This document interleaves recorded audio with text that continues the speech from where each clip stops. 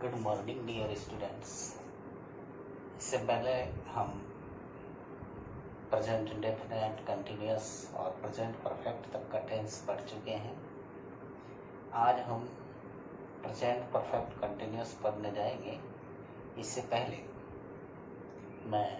I am Rameshwar Dayal going to welcome to all of you in online class of SRAVP Lakshmangarh. Dear student, तो आज हम पढ़ने जा रहे हैं प्रेजेंट परफेक्ट कंटिन्यूअस। देखो, एक टाइम कॉन्स्ट होता है, एक तो काम लगातार चल रहा हो कंटिन्यूअस और कुछ समय से चल रहा हो, तो उस वह रहेगा आपका प्रेजेंट परफेक्ट कंटिन्यूअस।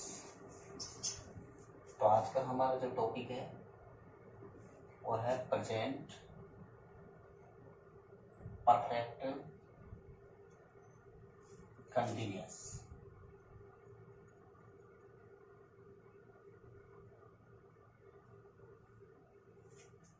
सर्वप्रथम हम इसकी पहचान देंगे। पहचान से, देखो समय के साथ तो आता है से, रहा है, रही है, रहे हैं, ये इसकी तीन पहचान होती है। कंटिन्यूअस में रहा है, रही है, रहे हैं, और परफेक्ट कंटिन्यूअस के लिए समय के साथ से और आ जाता है। इसमें एच बी हेल्पिंग वर्ब, सहायक क्रिया, हैज बीन और हैव बीन, इनमें से कोई एक का प्रयोग करते हैं। हैज बीन का प्रयोग with singular subject, singular subject, he, she, it, when name के साथ हम हैज बीन का प्रयोग करते हैं। Have been with plural subject, plural means बहुवचन, आई, वी, यू, दे, किसी भी शब्द के साथ ऐसे ही एस लगा हो तो उस प्लूरल के साथ हम प्रयोग करते हैं have been. Am be main verb, main verb हम प्रयोग करते हैं फर्स्ट में ING। तो फिर अंतर क्या है कंटिन्यूअस और परफेक्ट कंटिन्यूअस में? इसमें सिंस प्लस टाइम मतलब समय का प्रयोग करते हैं। कब? जब निश्चित समय हो, निश्चित समय बोले तो वार, बजे, सन, सुबह, शाम, वार, बजे, सन, सुबह, शाम के साथ हम किसका प्रयोग करेंगे? सिंस का प्रयोग। फॉर का प्रयोग अनिश्चित समय, अनिश्चित समय अर्थात इन सब से अलग जो समय होगा वो अनिश्चित समय होगा।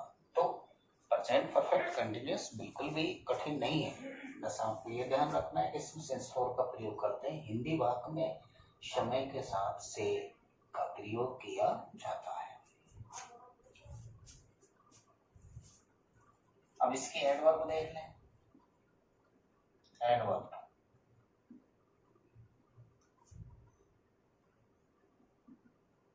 सिंस या फॉर दिया होगा प्लस टाइम दिया होगा, किसी भी काल की सूचना ना हो या वर्तमान काल की सूचना हो, e.g. For example, सी खालसिगे डांस फॉर 2 hours। अब इस वर्ड को देखो, इसमें ये टेंस को पहचान दे रहा है और के साथ समय। लेकिन अब ये देखो कि ये 3 होते हैं, परफेक्ट कंटिन्यूअस, वर्तमान का भी परफेक्ट कंटिन्यूअस होता है, भूत का भी परफेक्ट कंटिन्यूअस होता है और भविष्य का भी कंटिन्यूअस होता है। तो ये किसका है? ये वर्तमान का है, ये भूत का है, ये भविष्य का है, हमें ये पहचान करना है। तो डियर स्टूडेंट, इस सेंटेंस में हम देखें तो इसमें तो केवल फॉर के साथ टाइम तो है, ये तो पता लग रहा है परफेक्ट कंटिन्यूअस है, लेकिन इसमें किसी भी काल की सूचना नहीं है। तो ये किसका हुआ? प्रेजेंट परफेक्ट कंटिन्यूअस का होगा। तो आंसर क्या होगा आपका? आंसर होगा dances, sorry has been dancing.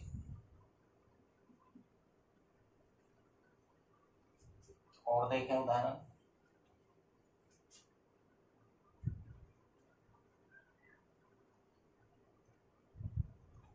at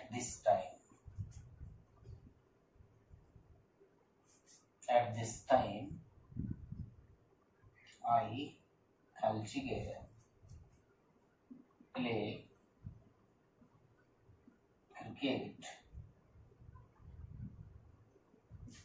cricket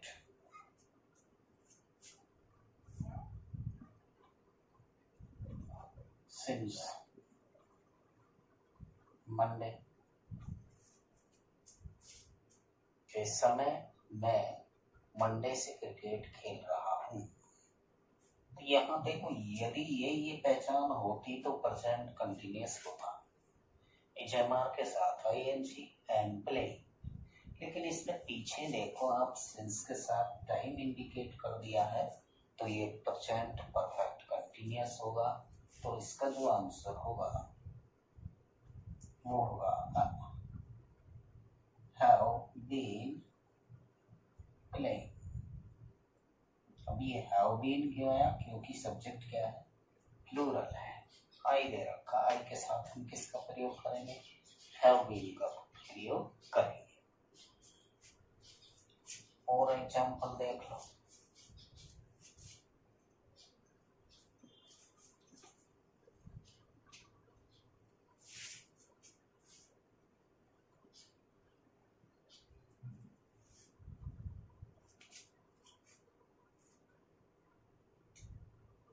C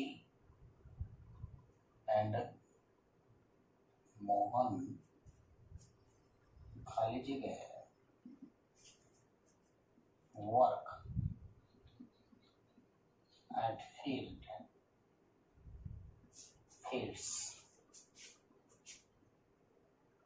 at this time for 3 hours।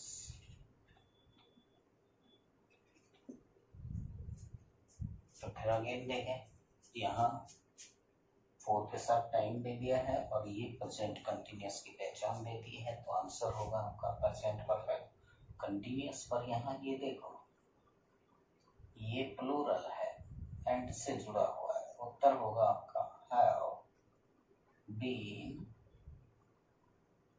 Working, have been working. तो इस तरीके से, तो यदि सिंस फॉर दे रखा हो और उसके साथ टाइम दे रखा हो तो हमें हैज बीन या हैव बीन का प्रयोग करना है। डियर स्टूडेंट, कक्षा लगा के 3rd से लगा के आपके 11th तक करेक्ट फॉर्म पूछी जाती है, तो उसमें हमें इस पॉइंट का ध्यान रखना है।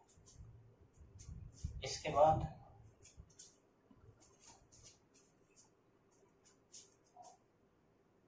वाक्यों के प्रकार देखें।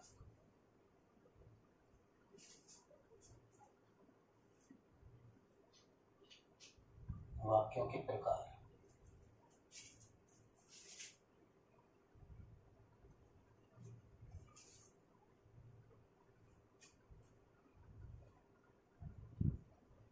Type of sentences.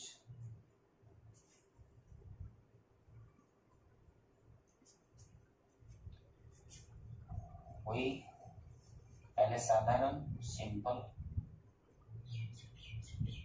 सेंटेंस। सूत्र क्या होगा? सिंपल का subject H B verb object since या फॉर प्लस टाइम। दूसरा हम देखें नेगेटिव के लिए सब्जेक्ट, इस एच बी के बाद क्या लगा देंगे? नॉट। फिर verb object since for plus time.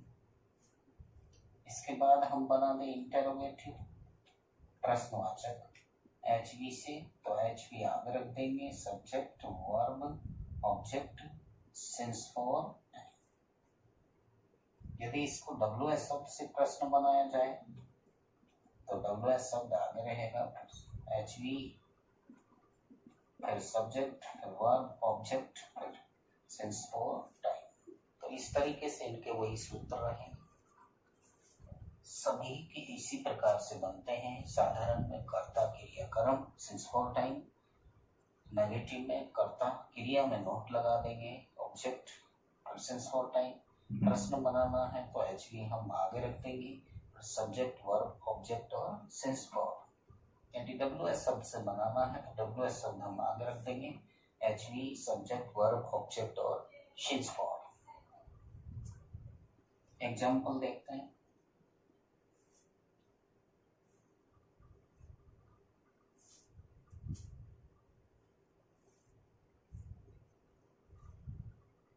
वह सुबह से पुस्तक पढ़ रही है। सिंपल सेंटेंस है। वह सी रही है, इसे मान नहीं लेंगे, से और दे रखा समय के साथ से। हैज बीन पढ़ने की मीनिंग रीडिंग, कब से रीडिंग क्या? A book. कब से के लिए सिंस, और सुबह की मीनिंग मॉर्निंग। तो हमने क्या बनाया? सब्जेक्ट बनाया, एच बी लिखा, वर्ब लिखी और ऑब्जेक्ट लिखा और सिंस के साथ टाइम लिखा। इसी का नेगेटिव बनाया तो सी का सी, ये जो है ना इसके बीच में नॉट लगेगा, सी हैज नॉट बीन। यदि सह क्रिया 2 या 3 शब्दों की हो तो पहले शब्द के बाद ही हम नोट लगाते हैं। यहाँ तक कि प्रश्नवाचक भी बनाएंगे तो पहले शब्द को ही हम आगे रखेंगे। डियर स्टूडेंट, इस बात का ध्यान रखना है। ये सेकेंड टाइप था। थर्ड टाइप देखें, हम इसको प्रश्नवाचक बनाए तो हैज को आगे रखेंगे, आगे सी को यहाँ रखेंगे, बीन को यहाँ रखेंगे, रीडिंग का reading, a book, since morning question mark. इसका हिंदी बनाएंगे तो क्या? साइड के लिए यदि आगे है तो उसका हिंदी पढ़ेंगे क्या? वह सुबह से एक बुक पढ़ रही है। इसका डब्ल्यू एस से प्रश्न बनाए तो मान लीजिए वहन से बना रहे हैं, वाई से बना रहे हैं, वाई से है जागे रहेगा प्रश्न के लिए, she been reading a book since morning. अब ये जो डब्ल्यू एस शब्द है इसका हिंदी हम क्रिया से पहले पढ़ेंगे। वह सुबह से एक पुस्तक क्यों पढ़ रही है? तो इन चीजों का ध्यान रखना है कि इस तरीके से हम बनाते हैं। एक एग्जाम्पल और,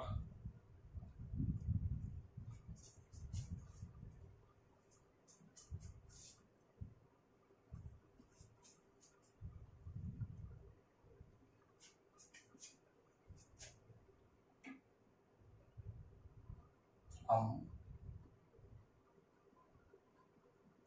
सोमवार से भ्रमण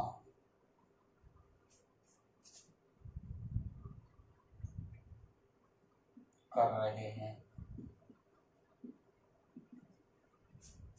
तो भी भ्रमण करना, सहायक क्रिया देखो, वी हैव बीन, भ्रमण करने की मीनिंग विजिटिंग, कब से, सिंस मंडे।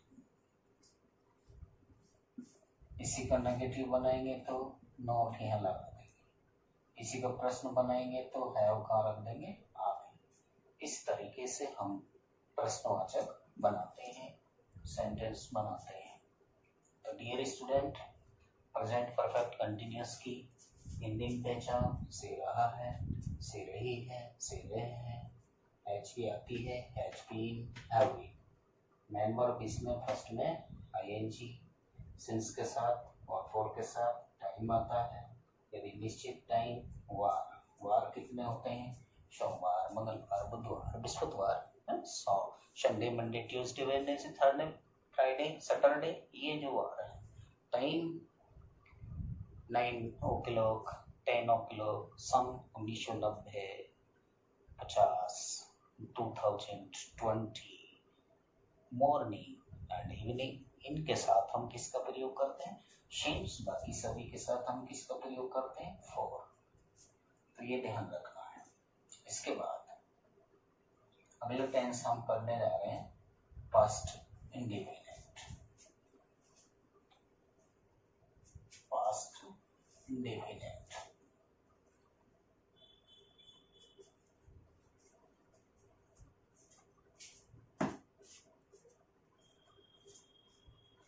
पास्ट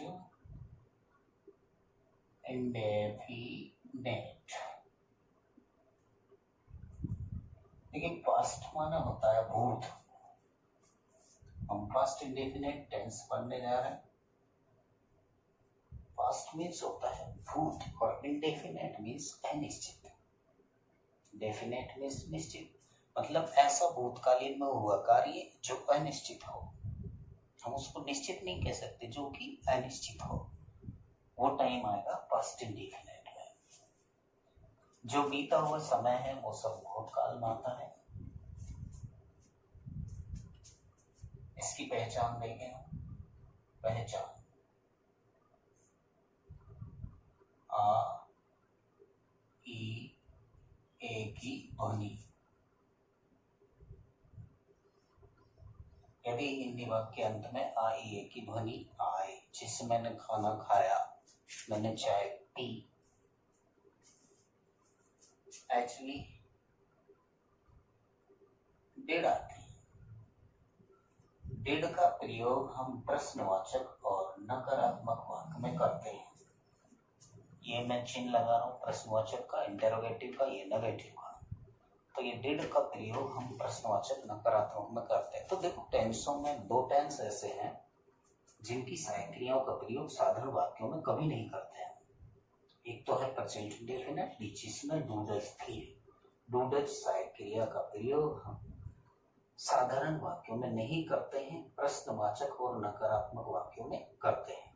ऐसे ही पास्ट इंडेफिनिट है, इसमें डिड का प्रयोग हम प्रश्नवाचक व नकारात्मक वाक्यों में ही प्रयोग करते हैं।